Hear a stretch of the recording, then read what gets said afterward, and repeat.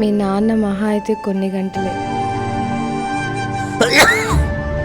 ఏం నాయన అట్టున్నావు? డాక్టర్ అమ్మా నేను రేపు మా పని చెప్పెళ్ళిందా? అలా ఏం లేదులే నాయన, నువ్వు బొనుకో. అరే చిన్నడా, ఆ పెన్న పేపర్ తీసుకోరా. చెప్పు నాయనా. మీ సూర్యనారాయణ మామ 3 లక్షలు లెక్క ఇవ్వాలి మనక. 3 లక్షలా? సుబ్బారెడ్డి 2 లక్షలు ఇవ్వాల. 2 లక్షలు అప్పున్నాడు మనకే. నాయనా మొత్తం 9 లక్షలు లెక్క రావాలి నాయన మనకే. అవును నాయన. నువ్వు ఎవరి దగ్గర అప్పు తీసుకున్నావా? మందు తాగుదామని మీ అమ్మ దగ్గర 500 తీసుకున్నా. ఇద్దామని అనుకుందా చచ్చిపోయిందరు పిచ్చిది. అమ్మ దగ్గర తీసుకున్నా? అమ్మయ్యా. నేను పోయాక ఇన్సూరెన్స్ 25 లక్షలు వస్తుంది, తీసుకున్నాయినా. 25 లక్షలా? మీ అమ్మ ఫోటో వెనుకలు 50,000 ఉంటే తీసుకున్నాయినా. దిండి కింద 50,000 ఉన్నాయి, తీసుకో.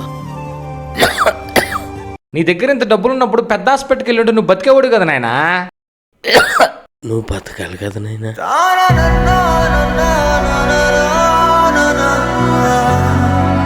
వచ్చిన డబ్బులతో చొక్కాలు కొనుక్కోవచ్చు కదండి, అదిగో అన్ని చినిగిపోయి ఉన్నాయి. నాకు కొచ్చక్క లేకపోతే ఏమైందే?